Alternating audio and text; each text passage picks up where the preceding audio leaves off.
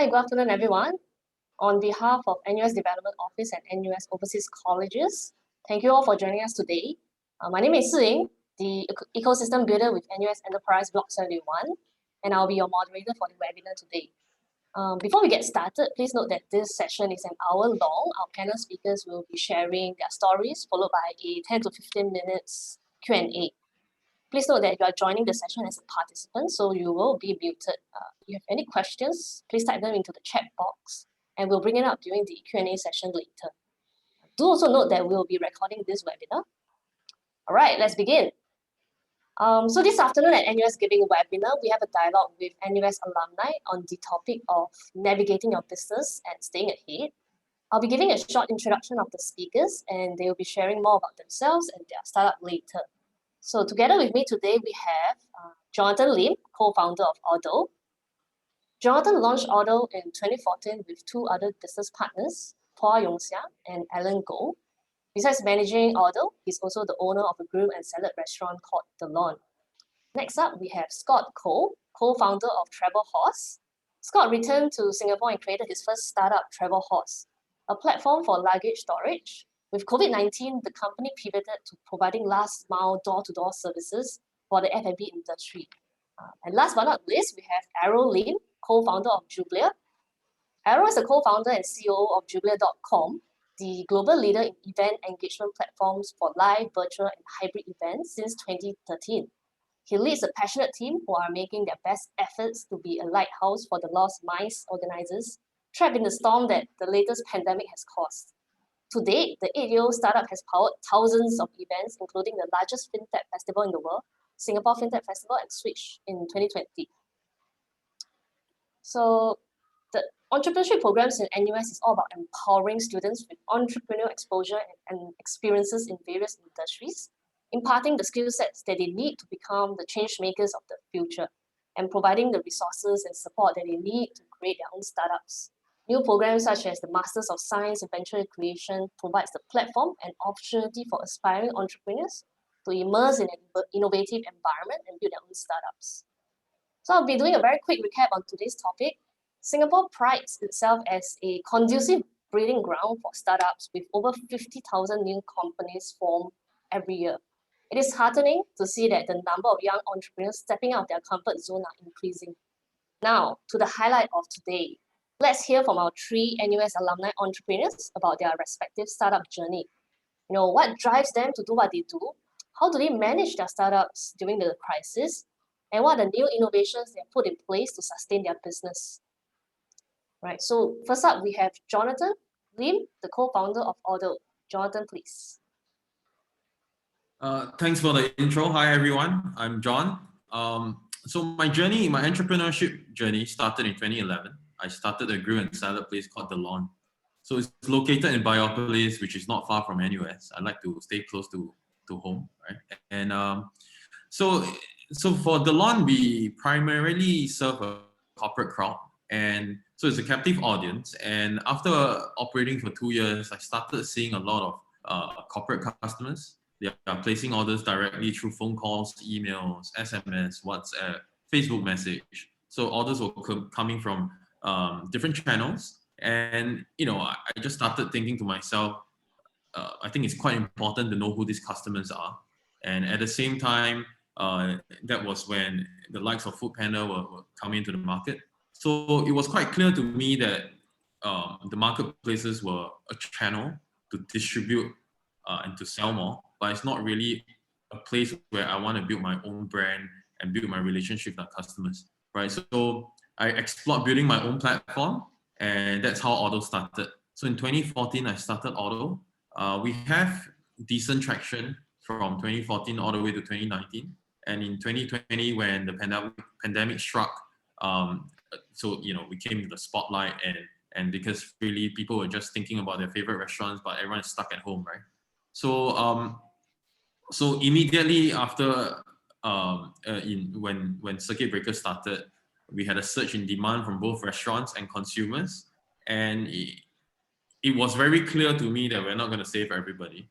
And so I think for us, my team started thinking about who we should prioritize first, right? So the first thing we did was we look at the underserved restaurants. So people in the CBD, restaurants in the CBD, they're out of reach for most of the most of the residential. And you know, if you understand how the marketplaces work, they usually deliver 3 to 4 kilometers around the restaurants. So they were the first. And the second, what we did was, I thought was really interesting that the team came out with this, is we started looking at the social impact we had on Singapore as an economy. We started looking at restaurants that employ the most staff. And so then we prioritized those that we wanted to help.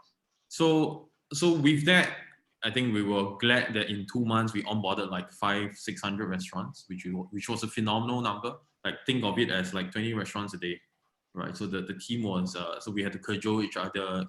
You know, we were working 31 days a month, so it was a great time. We were contributing a lot to the industry, and I think and moving forward now that, you know, I think things are starting to look normal in Singapore, we are looking at ourselves and repositioning ourselves as a data marketing company. What we've learned from the last 15 months was really that a lot of the retailers in our space, they have data, but they don't really know what to do with it, right? So rather than just restricting our impact to just delivery sales, we're looking at how we can grow their dine-in and delivery sales, and how we can cross-market between the different channels and between both virtual delivery customers and dining customers. Yep. So that's how we're seeing ourselves in 2021 and 2022. Thank you. All right, thank you, Jonathan. I think it's amazing that Auto managed to achieve such a feat in 2 months, because, you know, during COVID, I think there are a lot of noises, right? Businesses are panicking. What do I do? What should I do? You know, what's the government going to help me, etc., etc. Right? It's very difficult to find out and to prioritize, right? Like, what are your goals ahead? What do you have to do to navigate through the chaos? So yeah, looking forward to see more from Auto. Yeah, so next up we have Scott Cole, co-founder of Travel Horse. Scott, please. Hi, good afternoon, everyone. Thank you, NUS Development Office, NOC Office, for having us here at this event. And it's great to share alongside the panel with John and Errol. I would also like to take the chance for a few donors here who have come at this event for the gracious donations that they are supporting the NOC and the students as well. I personally went for NOC to China, Beijing back in 2018. And I think these donations have actually helped the students and the overseas going students a lot in terms of their accommodation, the student housing, and the lifestyle choices that we are able to make due to these donations. Yeah.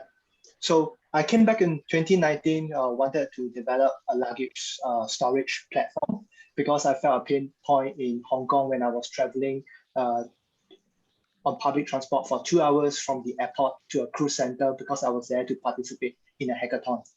But the heavy rain got me stuck for close to 2 hours, and I was dragging my luggage and my belongings, and I felt that was a real hassle. So coming back to 2020, I wanted to provide this platform where I could host and connect travelers to underutilized spaces in restaurants and cafes where they could park their belongings there by the hour. Unfortunately, with the with COVID-19 and the circuit breaker started back in March 2020, a lot of F&Bs and merchants, they were facing the retail closure. So we thought of a way to innovate and deliver service for our F&B merchants, which is why we started a delivery service, and we launched a delivery service for our F&B merchants, whereby we help them connect with to their end consumers. So the team got started by purchasing a company vehicle, and what we did was we actually provide a delivery service for IoT-enabled smart robotics cafe in Lavender, and that got us started in our logistics journey. And currently, right now, we are focusing on building a mobiles on wheels solution, whereby we can empower merchants, home bakers, and allows them to foster greater community and interaction with their end consumers. and I look forward to sharing more in the panel later. All right, thank you, Scott. I think it's really heartwarming to hear how your team managed to persist through the hard times, right? I think a lot of companies, they think they didn't pull through, or rather they had to shut down their businesses. Yeah, it's important to look into the gaps and opportunities and have the courage, right, to keep trying. Yeah. So yes, last but not least, we have Arrow, co-founder of Jublia, to do your sharing. Arrow, please. Hey guys, thanks for having me here. Definitely to NOC, NUS, NUS Enterprise, and to the audience that we have today with us. This really takes me back to many years ago when I was an NUS student, and these kind of sharing sessions are really nice. And I really feel suddenly transported back to those days as a student. Well, my name is Errol, and I actually graduated from NUS in 2013, started my business, Jublia, in 2013, and a huge catalyst that allowed me to start the business was actually the NOC program that I attended. I attended the Stockholm College, so I was all the way in Sweden, very far from Singapore. And fun fact, the name Jublia comes from the Swedish word, which means happy, right? And for those of you who are good in English, you can tell the relation between jubilant and Jublia, right? So that kind of means the same. Now, just a bit about the company, for lack of a better phrase, Tinder for business people at events.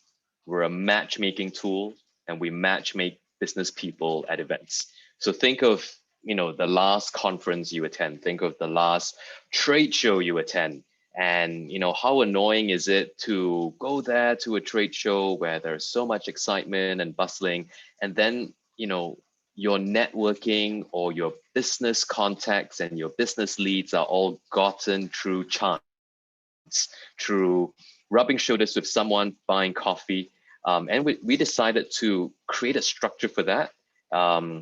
So what we did when I was in Stockholm was we came up with an algorithm. We worked with the Swedish government to organize really small conceptual events that allowed people to be matchmake with each other. If you're thinking what kind of events would require this kind of service, I'd like you to think about startup and investor events, job fair events, matching employers to job seekers, matching startups to techies, people who are looking to get tech talents in various fields, right? So that was really the inception of Jublia, and that was some 8 years ago. Something interesting for you to know is that since then we've not taken a single funding, so we're totally bootstrapped for the past 8 years. Our first customers were in Europe, and I'm happy to announce as well that we're profit making. The team also is very international, right? So headquartered in Singapore, but we have reps in Shanghai, Canada, Boston, Thailand, Sao Paulo, Berlin, and it's really a fun 8 years of a venture, and I don't see it stopping anytime soon. One of the things that has really kind of amplified the fun I'm having is the COVID-19 situation. As you know, events cannot happen because of safe distancing measures, and you can't congregate together at events. So this has really thrown a spanner into some of our development plans. But I think the teams has that grit and perseverance. We have, adapted our technology, and we're right now in the space of virtual and hybrid events. One of our latest and very exciting projects that we did was with the Monetary Authority of Singapore in conjunction with Singapore Expo and SingX, and we kind of powered the Singapore FinTech Festival, which is actually the largest FinTech festival in the world. So yeah, very excited to be here. Thank you again, NUS. Thank you to my panels, and thank you to all of you. I'm looking forward to the discussion and the panel. Back to you, Sing. Thank you, Errol. So I think I've used Jublia a couple of times in the past, be it online or offline. Back then, tons of events going on, and I must say I had a pretty good experience. I met a lot of people through the event, so kudos Keep up. I'm glad. I'm glad. Thank you. We're still learning. We're still learning. So please, 多多请教 or teach me more. Thank you. All right, thank you all for sharing. We have lined up a few more questions for the speakers to share with us.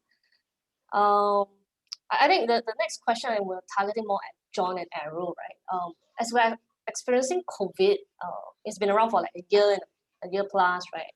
All around us, we hear companies changing directions, they're pivoting. You know, the word pivoting has been used so widely, but very loosely as well. Right, so first question, I guess also posted to all three of you. So what is the common misconception of the word pivoting you have heard or seen so far? Okay, I could take a stab at this first. Well, I think to pivot, and I think everybody knows the meaning of the word pivot is really to switch direction. And this is, of course, very important as part of a strategy, right, for companies, especially if the way that you're doing isn't providing you with the kind of results you're looking for. And you know, this famous guy with crazy hair, his name is Albert Einstein. He actually said something along the lines of, you know, repeating the same thing over and over again, expecting different results is the definition of insanity. So when you reach a point where you're doing the same thing and you're expecting different results, that's probably a telltale sign for you to pivot. And I think that for many entrepreneurs and many business owners, you know, the idea of pivoting has definitely been something that's largely discussed in strategy meetings, right? For myself, and I speak for the experience of Jublia, I think one of the benefits that we had going into the entire pandemic situation is we were always an event platform. So we were always the technology, and our technology always complemented events. And so when you could not meet face-to-face for events, it kind of shone a spotlight and put the technology on center stage. And we didn't exactly pivot. So we didn't come up with a revolutionary new technology. We didn't move, you know, 180 degrees, you know, in another direction. But we rather caught on the wave, adapted our technology to allow for better scale, allow for better user experience. And so that's kind of for me in terms of my experience. My last point before I let, you know, my other panelists comment on this is, I think one thing that is to be discerned a lot by founders is whether your pivot strategy is you being reactive in the business sense, because being reactive is definitely not good, and you should definitely play out your strategy, and you should have sound fundamentals and not be one of those companies that has pivoted 100 times in, you know, in 2 or 3 months. That's definitely not a good strategy to go about things. All right, thanks, Arrow. Can I just like ask one more question on top of what you mentioned? Because you mentioned about like pivoting like maybe 1,000 times, but you know, in the same direction, which is leading to nowhere, right? So in your space, I realized that there were a lot of online events company platform that popped up during COVID-19, right? So maybe you could share a little bit more about, you know, what are some of the industry mistakes that these new startups came into when they came into the events industry during COVID-19. What are some of the mistakes or misconception they had, and which sort of, I would say, disrupted the market in not so positive way? Yeah. Well, I wouldn't go as far as to call out people's mistakes, right? Because I think I'm still learning, and I still make mistakes, and I hope I still make mistakes, you know, because that's definitely a sign of growth. But I would say, you know, very sweeping in terms of a general answer to your question, that building a technology product these days is pretty simple. You could hire a team of developers offshore, you know, in-house. There are many good dev houses whose entire business model is just to build products. So building a technology product is fairly simple if you have the capital and you have the foresight and some, you know, idea on how you want to do it. But the execution and go to market, you know, is something else altogether. Another thing, of course, is in the security, right? I mean, one of the reasons why we managed to work with some of the big names, apart from the Singapore FinTech Festival that I mentioned earlier, another customer that we have is Interpol World. Interpol World, as you know, the cybersecurity headquarters of Interpol is in Singapore, right? And they use our technology as well. And the only reason they use our technology is because our technology is secure. So you could, put together, a system, and you could spend some money on it, but you're forgetting the scale, the security, the maintenance, the go-to-market, and a lot of the other, things that come together and the elements that come together to really form the basis of the technology. Now, my last point regarding this is that for those of you listening in, Jublia provides an event technology platform, and we're very niche in the matchmaking algorithm that we have, extremely niche.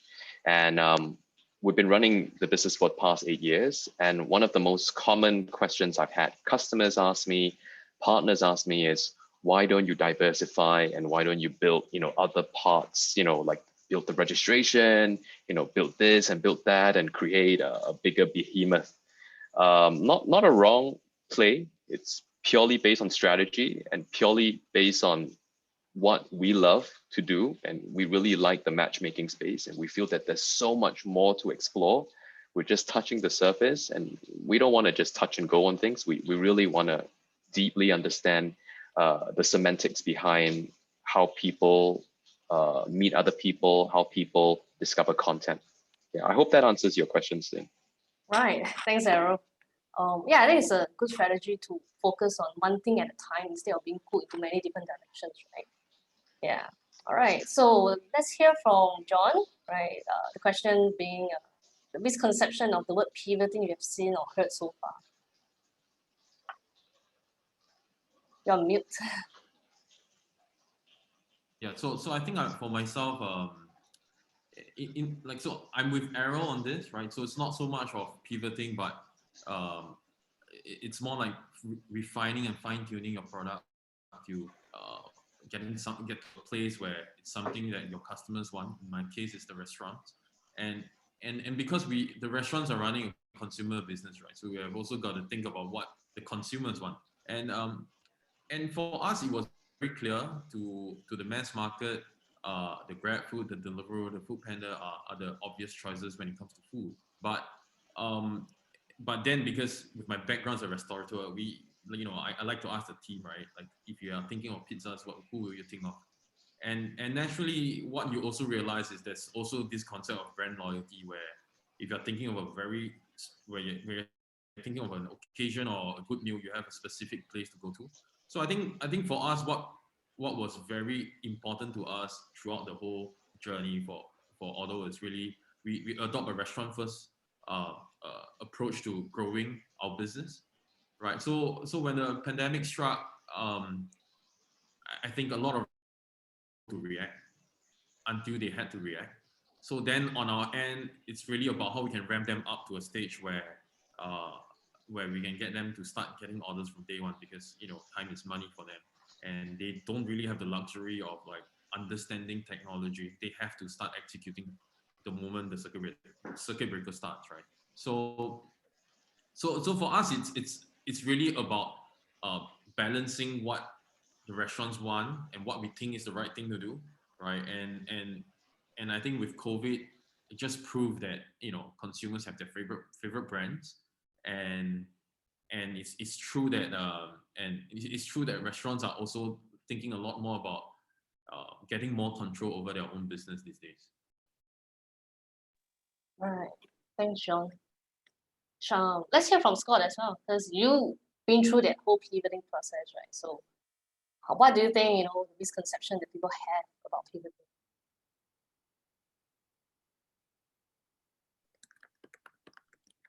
Right. So for me, my experience, I think the concept of pivoting has to do with the history and also the business model that a company is actually operating on. So for us, I started the company back in January 2020, but however, the luggage storage service wasn't launched at all. because I was still in my final sem of school, and I was doing market research and also doing business development leading up to the launch. Then came March 2020 that we entered into the circuit breaker, and we also started to see retail closure. So in terms of the overall history and general timeline of the business, yes, we wanted to build on this service, but the service wasn't launched, and we changed into something else, a different product, a different service when we actually go live. So I think over here, I think what I'm trying to say is that the concept of pivoting has to depends on how long the company has started, what is the actual service they were providing, or was it a service that they had on the back of their mind. So in my case, in my experience, I think the luggage storage was something we wanted to work on, but we did not get a chance to launch it. Instead, we work on a different service and we launch a different product, I will say. So some might call it a pivot, some might not call it a pivot because we might just be doing something else. So I guess that is also a good learning experience for my team and myself. Right, thank you for sharing. I think the word pivot is a very convenient excuse for a lot of businesses. Yeah, I'm making a very big statement here. Yeah, so I think a lot of, the reason why I ask this question is because I think as we speak, a lot of people around us or around me are using this word very loosely. So sometimes I'm wondering, oh, you know, do they really understand the meaning of pivot and whether it's really beneficial for the company, right? Yeah. All right, I think the next question is more targeted at John and Errol. So, you know, the core of your business remained unchanged during COVID, I mean, largely unchanged. So, but how do you prepare your clients for the unknown? Like, could you give us some examples? Errol, you go first. Okay, sure. So let's see. When COVID first happened, I think you know, it first hit Asia, right? How did we prepare our clients? Well, actually 101 lah. This is really customer relationship. I mean, just pick up the phone and call them. Really, just say, hey, how are you guys doing? You know, I've heard this news. You know, talk to me, right? And more often than not, they would open up to you and they would tell you, you know, their fears, their pain points, and what they intend to do. And I think that this is something that comes pretty second nature to most business owners, you know, because we have gone through that hustle. So picking up a phone and calling my customer and just saying, hey, I heard this on the news, talk to me about it. I'm genuinely concerned for you. Should be second nature, and that really is the number one thing you need to do. Now, giving you some real life examples, the pandemic first started in China. So what we did was we knew that there was a sweeping general rule, all trade shows and events in China were canceled. And as a way for us to support our customers, we came up with a first responders, you know, product, right, that was adapted, right, to kind of fit the need, right, for matching people. And as you have known, right, my technology matches people at events, so it's a physical meeting. So we came out with a first responder technology innovation that allowed people to connect online, right? And this was, of course, unrefined, but it was like something that I'm so impressed with my CTO for doing so, but he did it within a week. So at least we could go to market. And we actually pushed out, you know, a message to all our Chinese clients, and we said, hey, use this technology for free, right? We want to support you, and we know that, you know, trade shows are a very important part of the economy because, you know, when you look around you, you know, for all the audience that are here, look around you, there is a trade show for everything. And this forms literally the basis of the economy of any country, right? The chair you're sitting on, there are furniture fairs, there are B2B furniture fairs, there are electronic sourcing shows, you know, where big companies, you know, would buy Chinese products, you know, and then re-engineer them and plaster their brands on it. It's a huge market, everything, right? So that was a very real first responder response that we did for the Chinese market. A second thing that we did, and this is also another real example, is I spoke to some of my customers who were in the business of running medical trade shows, right? As you know, I mean, probably you wouldn't know, but I can share with you because I'm in the event sector, right? About 70% of all the events in the world are medical related, right? Whether they are for medical devices or there are, biomed, pharmaceutical, but 70% of all the events in the world are medical related. So we reached out to some of our clients who are running medical trade shows. And one of these trade shows is held in Sao Paulo in Brazil. And they actually use our technology during the March-April period when this was, in the rage, and Brazil was one of the most badly hit countries, to kind of match hospitals with equipment suppliers. And it was insane because it was so relevant to the pandemic and so relevant to the situation. We could see oxygen tanks as the most sought after product, followed by defibrillators, followed by a bunch of other stuff as well. So yeah, I think back to my first point is when this hits, how do you talk to your customers? It's not how do you just pick up the phone, call them, speak with them. Yeah. So it's interesting that like we adopted a slightly different approach. So when circuit breakers started, we didn't have the luxury to pick up the phone as much as we would love to, right? So we literally have customers coming up to our office, sign me up, and we look at the situation in the first week. We started asking ourselves, how can we manage this madness better, right? And we kind of decided that everything's about assurance, everything is about working together. It's about making sure that we help those who want to help themselves first, right? So we made sure that there's a team working on replying all the messages, whether it's Facebook or email inquiries, whatever. But the idea is we made a promise, we'll set it up in 4 to 5 days, right? But in order for us to set up in 4 to 5 days, these are the things we require from you. We need your menu. We're not going to chase you for it. You send it to us, we'll get it done, right? So we had no time to just keep chasing people for the same stuff. So it's really it's crisis time. We're trying to put out the fire. We're trying to save as many people as possible. So how we prepared them is really we gave them assurance on the context in the context that they are going to put in their fair shift, right? So that was what we did. Right, John. I think I noticed that you mentioned about wanting to help people who want to help themselves a couple of times, right? So could you share with us some of the profile of the people who didn't want to help themselves? Well, I think there's a lot of market education required in when it comes to food delivery. Even today, a lot of people mistake us as a food panda or a deliverer of grab food, right? I mean, in the e-commerce world, it's very clear that there's a very defined line between Shopify and Amazon, right? So what Auto does is we are pretty much the Shopify for restaurant, and the marketplaces are the Amazons, right? So if a restaurant comes to us expecting us to give them sales from day one, then I think they misunderstood what we stand for, right? So what we do is we give you a platform to connect your best customers.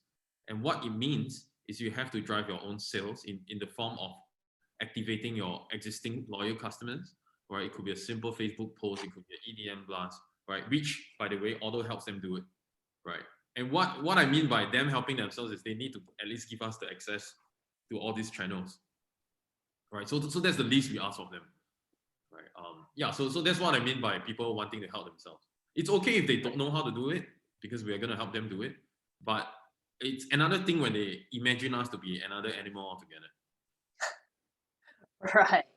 It seems like the two of you had gone through quite a big change in your company and how the consumers behave, right? So maybe could you quickly share, like John and Errol, quickly share what is the one key takeaway you had during this COVID, right? While dealing with all these changes, revelation that you had, key takeaway. Well, I can go first. I think my key takeaway is not to be reactive, right? So yeah, I think it's very easy to be reactive. Oh, this thing happened. Oh, we need to do this, you know, right? But take a step back, assess the situation. Um, yeah, and okay, if sorry, because I know you said one key takeaway, but It's okay, you can share more. I think just another key takeaway is just to be kind, right? I think there was a period of time that there was a lot of frustration. People are your most valuable assets, and you have to be kind, right, to your people, to your partners, and that actually goes a very long way. Um, yeah, so those are my two key takeaways. Right. How about John? I think for us, it's always on like the key thing for me is always understand the value you're creating, right? Stay true to your principles. In our case, it's always about helping restaurants first. And thankfully, because of what happened last year, we managed to help a lot of restaurants, and for order, we had a great year in 2020, right? And this is what I've been emphasizing to my team, right? When the restaurants win, we win. So it's important they win first, right? So yeah, so that's the key takeaway. I think it's served us well, right? Right. And I think it's important really when for I think any founders out there to think about value creation when they start their business, right? So yeah, so that's the key thing for me. Okay, I have a curious question for the both of you. How much sleep do you have during COVID? Say again, sorry. Curious question. How much sleep do you have during COVID? You're dealing with all these demands coming in and changes. We were sleeping in office anyway. We are essential business, so there's no problem with coming to office. But Okay. I believe it was like I must have slept like at least like 10 to 20 days in office in 3 months. Right? So it was pretty intense. Right. And I think- to a lot of my staff, I actually told them that it's okay, you don't bother coming to office. Like traveling is a waste of time. Just stay at home and just help people. Right? So yeah, so it's not so much of the sleep. Like, and there's no way for us to sleep. Like our phones were just going crazy. So yeah. I think during the COVID period, there was definitely like a lot of sleepless nights, right? Not only in terms of like speaking with customers, and one of the things also was run a global business. So I wake up, it's Asia Pacific, and then when it hits like afternoon, then Middle East, India, then 4 p.m., 5 p.m. that's Europe, and then in the evening, then it becomes US, and then it repeats itself. So that was quite stressful. I definitely have to take off my hat and mention my technology team. Those were the true working around the clock folks, 100%. But I think the most important thing to mention, right, is seriously, there is no pride in doing that. Zero pride. There's like, you should not do that, and that is unscalable, it's unsustainable. You should not do that. This was just because of the crisis situation. Right. And now that we have gotten the hang of things, and we're growing the company as well, you need to be a good steward of your time, and you need to have the proper rest to be able to work well and participate in webinars like this and give good answers. So yeah, that was something that was short-lived, and I'm ready to jump on sleeping less again when the next crisis hits, and this is just Hopefully part of the not hustle. anytime soon again. Yeah. Right, thanks. Just an interesting thing that I thought of was like, because the COVID didn't strike the different countries at the same time, right? I mean, it happened at the same time. It's just that the impact wasn't felt at the same time, right? So to us, it's like a full dress rehearsal 3-4 times, right? Like it happened first, and then Malaysia happened, and then Hong Kong happened a couple of times. And then the funny thing is, nothing happened in Taiwan. Like COVID just happened, like it just flew past. Nothing really happened. So it's interesting. Like it shows that while we're pretty much a regional company, but the world works in a very mysterious ways. Right? So yeah. So I just thought that it's interesting that yeah, for people that are still thinking about the business, you remember that the world doesn't revolve around us, right? So think about the countries around us. Right, right. Thank you, thank you. I Definitely. think I just have one more question regarding this before we move on to Scott. I think we've talked about a lot about the client, external facing stuff, right? So let's move internal, like your team. So how did you, manage the team during the crisis, right? For example, like internal innovation, um, your tweaking your technology, innovating your business. So could you like walk us through, how do you manage the team internally to prepare for your clients? I think for us, we have pretty much, like, I mean, we run a tech company, right? So most of the time, when it comes to the tech team, most of them are really remote, so it's not a big thing for us. But I think in Singapore and Malaysia, Hong Kong, Taiwan, we already have a process in place. We're lucky that the team is quite aligned in what we need to achieve, right? So the processes are already in place. So we don't really have to see each other. So we just run by goals and key matrix, right? So as long as we're aligned and we're moving towards the target, it kind of help us with whatever that we're doing. Okay. Yeah, I can concur with what John said. As a tech company myself as well, processes are there to serve the purpose of efficiency, right? So when systems are built, then, the system runs like a well-oiled machine. And probably us being captains or co-captains of the ship, we just need to make sure that the rudders are well-oiled, the engine is fed oil, that we're people, rowing the ship to reach its destination. And I think that, one of the biggest things, of course, is just tweaking the systems, right? Because a crisis would definitely expose a lot of loopholes. And just something to take away maybe, and this is the most salient point here, is there are a million things that one can do, but you need to prioritize, right? And there are some things that you just need to say, nope, that's not going to be done, because you can't do a million things, right? So you need to prioritize what's going to be important and what's not. Right. Thanks, Errol. Thanks, Sean. I think I'm gonna move on to talk a little bit more with Scott, because I think his situation is a little different, because he kind of pivoted, right?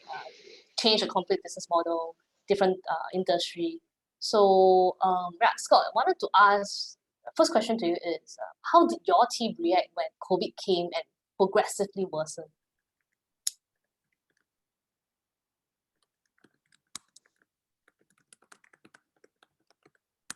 So I think the first step we did was to assess the situation.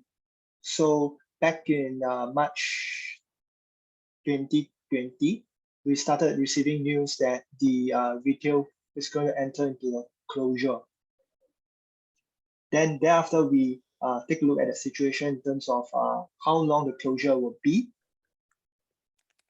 and what are the resources that we currently have in terms of our network. Who are our merchants? What kind of business are they currently operating? So assessing the relationship between our business and our clients. And then the next thing is, how can we create value for them? So in this case, I think for us, we actually started offering the service. Then we developed on the technology to further help us scale the service. So what we did was we purchased a company vehicle. Yeah, we procure a company van, and we started to get in talks with our clients to help them with their delivery service. So I will say that service comes first and the technology comes later for us. And that was kind of a bit of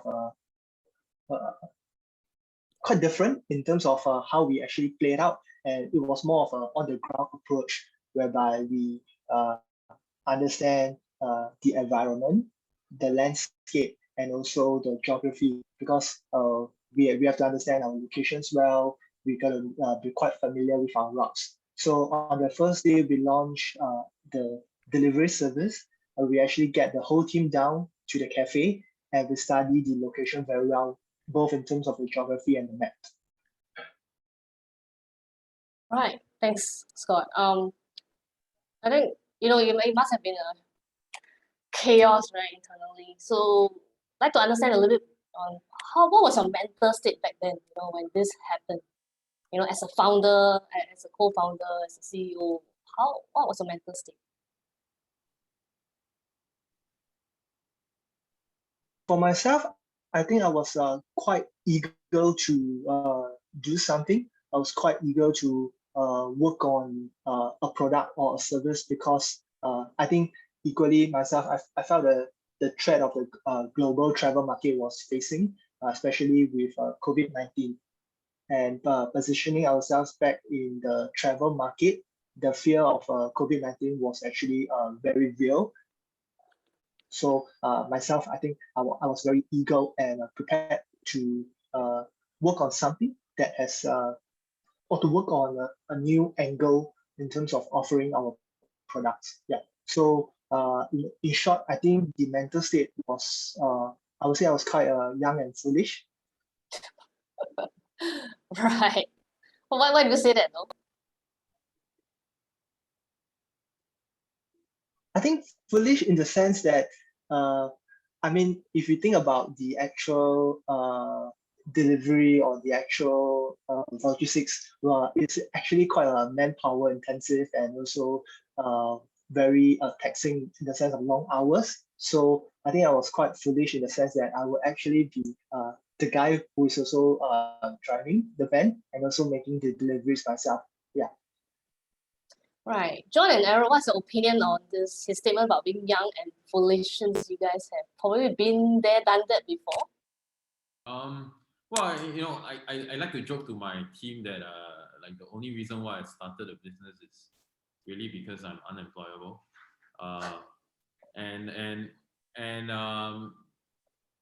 And really I think the experience in university, which I've seen one of the question, like what's the use of a university degree to run a startup. I think the beauty of being in NUS is you have so many options, you have a lot of opportunities to explore time, right? So even before I went to NOC, I was running a couple of small businesses here and there just to explore what I really like. And what hit me back then was like I realized that I really enjoyed making the first piece of business, right? So that gave me a shot of adrenaline. And then soon after, I discovered NOC as a program. When I went to Silicon Valley, I still remember when I was in Stanford, my first lecturer was Reid Hoffman. The second lecturer was Eric Ries. And that really, blew my mind, right? And I was mind blown. These are people that I watch on YouTube but at the end of it, that's when I realized that everyone is still human, right? So these are really normal people, and they've gone on to done great stuff. And and one thing that they said always is just gotta try, right? Just gonna be stupid once, right? And you good judgment comes from bad judgment, right? So the key is really like if you don't try, you don't know. And I think that's one of the key takeaways I've gotten from my stay with NOCSV. Right. Yeah, I would concur with John on that. I would take a more literal understanding to the phrase young and foolish. I think the reason why I started a business back then with my equally young and foolish co-founders were because we were young and foolish. Literally, we were young. If we make mistake, just say sorry. People will forgive you. Now, I mean, I still hope that I'm still young, but now if I make mistakes, a bit less forgiving, right? Because people won't say that, oh, you're young and foolish. People would say, hey, ignorance, no bliss, right? So yeah, I mean, that I concur completely with what John said. Right. Thanks. Yeah, Scott. So keep hustling. Yeah, I think one last question for Scott. How did you as a founder assure the team to move ahead with you? Because I guess when they join you, it's like, oh yes, I want to do like luggage business, let's do this, let's transform the travel industry, right? And then boom, COVID came and then you had to, change completely. So how did you assure the team? I think for myself, there was a combination of both patience and perseverance. So as a start, I think I recall during the first week, I was trying to tell my team what should we do and how should we tackle the situation in terms of the operations at the cafe itself. So there was a lot of patience needed in terms of explaining the idea to the team. Even myself, I'm unsure of where the collection would be, or how do we handle when we are approaching, when we are facing a customer. So I think this will require patience in conveying the ideas and explaining your rationale in terms of explaining the rationale to your team. Then next, having a perseverance. So perseverance in the sense that in terms of are you doing this for a week, or do you foresee yourself going through the next few months of the circuit breaker? I think that is definitely not easy, and it would definitely requires a lot of perseverance, because I mean the nature of the industry is quite demanding, and you have to put in the long hours as well. So how do we rally the team together? How do we ensure the team that we will come together and we will definitely work together and persevere throughout these tough times? Right. Can you share some real life example? How do you Right. rally your team? So I remember on the second or third day of our operations. So I thought of a way to seek a deal with the cafe, whereby we will provide lunch and for my crew, for my team. So our delivery guys will actually get meals from the cafe. Yeah. So I think this is and these are the ways that I think that was really helpful for my team back then. Yeah. Right. What do you think was the key factor? One key factor that the team saw in your assurance to them that got them thinking like, yes, I'm gonna go ahead with Scott. Let's go. I guess I think it just takes time. Like, I mean, as the more we spend time with someone, the more we spend time to do things together, I think we definitely forms that relationship moving forward. So I would say myself, maybe the first day or in the first week, I'm not really sure my team will be assured fully with me. But I know as time passed by and as we continue our operations, I know that they are also more confident because I do see changes in them, and I do see them learning as well. Yeah, I think from experience, like nobody's gonna get it right the first time, right? So as a word of encouragement, right, or as a fellow founder, right, we're not gonna get it right. There'll be crisis, and I think it never waits a good one, right? So what I found with the different crises that I've faced in my journey is the good ones will stay, the bad ones will leave. So I hope that at the end of this crisis, you realize who are the true good colleagues that you want in this war with you, right? So Right. yeah, so I think that's especially important, all right? And it's not so much about who is going to stick with you, but it's also about who you want to stay behind and fight this war with you, right? Right. Well, I have to attest to Scott's perseverance because he actually texted me. Oh, I mean, I know Scott way back then. He texted me to ask, "Hey, I really need help for delivery. Do you, if I need you to come in ad hoc, can you come and help me?" I was like, "Yeah, sure. Definitely. I'll drive my own car. I mean, my dad's car. I'll do it for you, man." Like, yeah, but then I waited 2 months and I didn't receive any call for help. Yeah, but yeah, just sharing that he really went out all his contacts to make this happen. Yeah, so I'm happy that he's persevered through these tough times. All right, thank you, Errol, John, and Scott. I think we are almost at the end of the session, so let's quickly move into the Q&A segment. So I think first question, which is quite something that I wanted to ask as well. It's a question asking, could you share how a university education may have helped you in your startup journey? Okay, I could go for that. So I think firstly is a university education is not required to start a business. So I've got many friends right, who actually started a business without a university degree.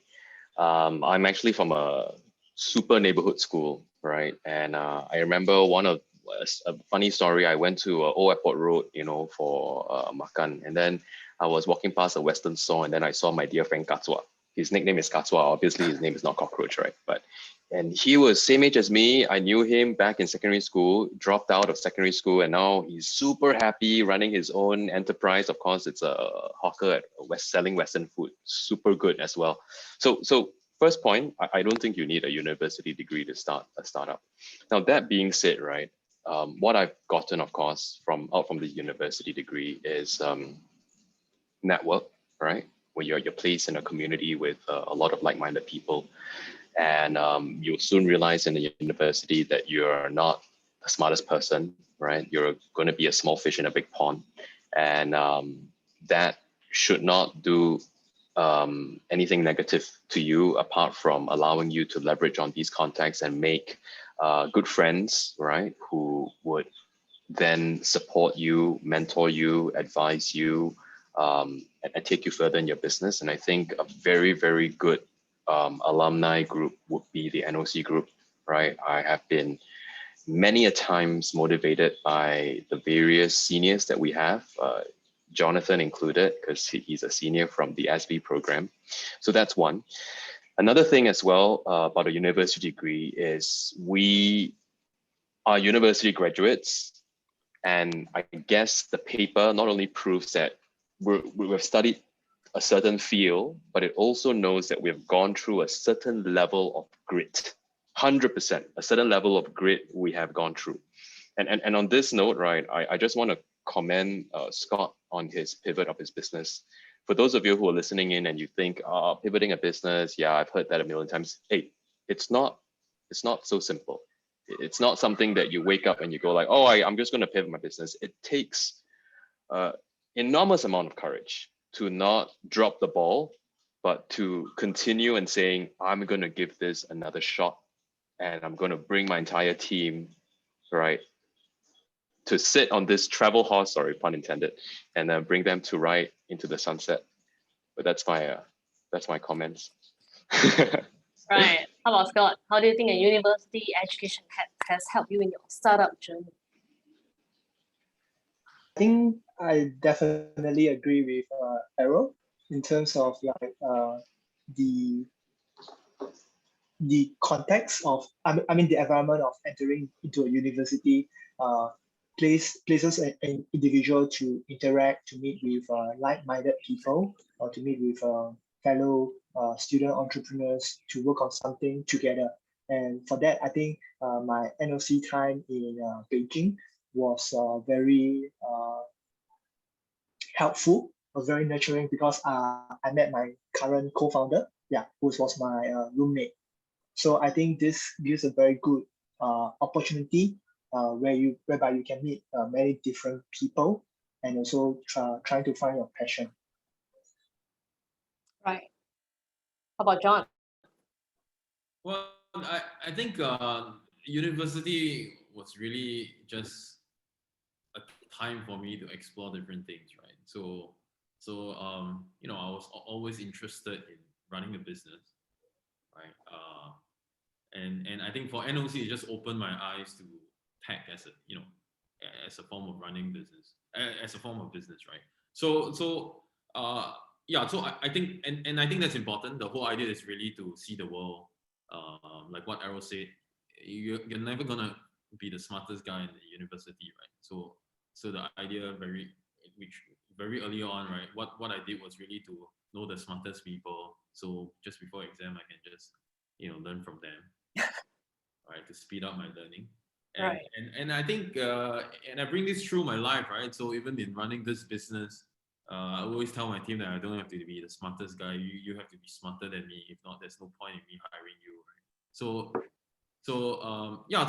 it's really that. It's about like getting a network out there, knowing people, finding like-minded people. Like in fact, like some of the angel investors that we have in auto, one of them is Royston from Zopi. So these are people from the same alumni. Gwendolyn, she's also an NCSV alumni. So, we have these people, and I don't think you can do it just by sending them a cold email.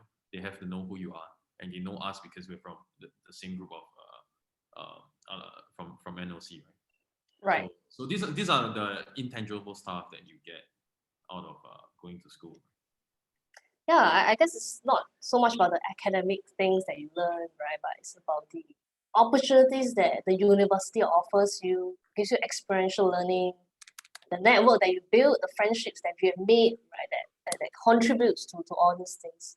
Yeah. So I think time is running out. We had such a great conversation. Let's go have a last question, right? For everyone, maybe you can quickly just share with us, how do you think consumer behavior will evolve in your respective industry? Maybe Scott can go first.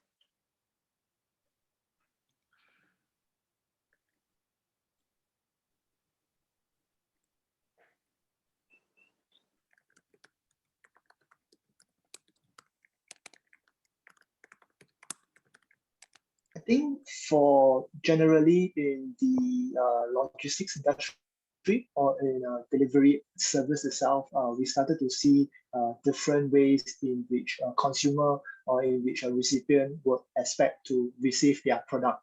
So especially in the circuit breaker, a lot of consumers have actually changed to opting for contactless delivery. So I think an interesting trend that we have started to see is that they will actually have a lot of signs, like they will put out a paper or note on the door to say that, please leave the parcel or please leave the food at the stool or at the doorstep. So I think we have to understand different ways in which how the end consumer will expect to receive the product. Yeah. So that is quite interesting for us, and I think this is only something that can be observed on the ground. Right. Okay. Thanks for sharing. I think that's definitely something that we are all experiencing it as a consumer ourselves, right? Yeah. How about Jonathan?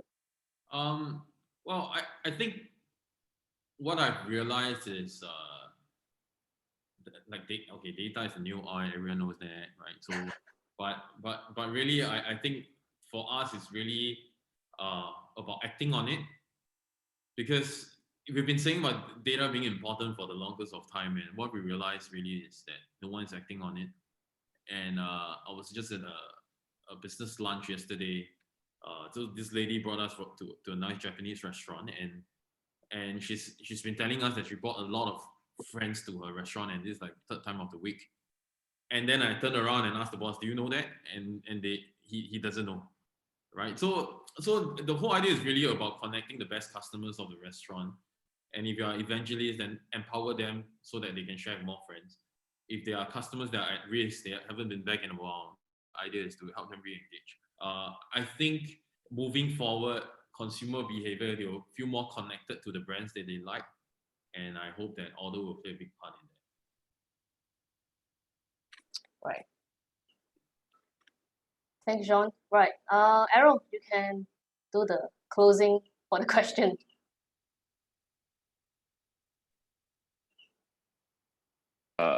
Thanks so much. I think my fellow panelists have answered the question quite well. I would say that, and I say this, of course, for Jublair, and Jublair is a very different business from Travel Horse and Odell as well. I think that data is definitely up there. The consumers would definitely be more data savvy, right? They would want to understand the data. They want the data read back to them. That's one. I think another interesting thing that I would posit would be consumers of the future will be a bit more sensitive. I would call it very hypersensitive to all sorts of stuff, right? And probably since we're talking about data, hypersensitive on how that data is being consumed, how that data is being used, which is why you have all these, GDPR EU laws, PDPA laws in Singapore, all this do not call this and other kind of stuff, so that's also a change in consumer behavior. And then the last one probably is just, something that all of us know already, which is an increasing instant gratification appetite, right? In consumer, I want it now, So those are the three things. It's going to be a really fun journey, right? Especially as a tech co-founder, I think tech is going to be really fun, right? But yeah, I think that the person who knows how to wield the data sword, at the end of the day would probably come out on top. Right. Thanks, Errol. Yeah, I guess we're at the end of the session. So as a final takeaway, while we conclude the panel, what are your hopes and dreams for yourself and your startup for the next 3 to 5 years? Well, I think although it's, we want to play a big part in helping restaurants connect to their best customers, to help them grow their sales in this digital world, really to let them have control of their own destiny. I think that's a very big thing for us.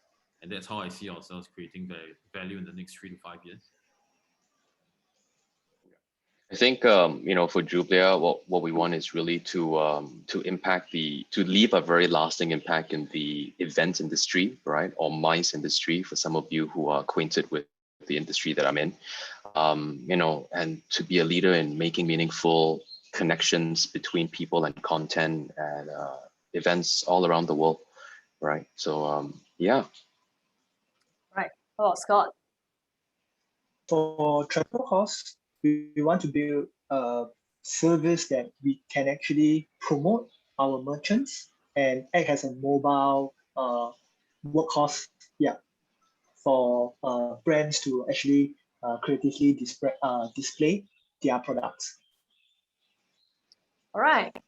So once again, thank you, speakers, for the insightful sharing today. So I hope that all the participants took away a lesson to learn.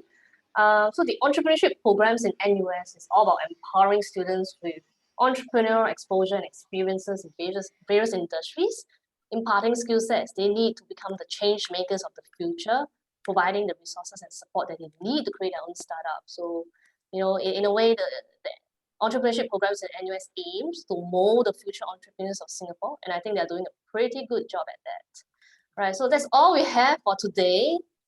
So before you leave, please kindly complete the short survey. It will only take you a minute. Apologies if we didn't get to address all the questions today. You may contact the NUS Development Office at the address that will be shown later on the screen. We will send you all the relevant links after the event, including the link to the recording of the webinar. It will be active for 3 days only.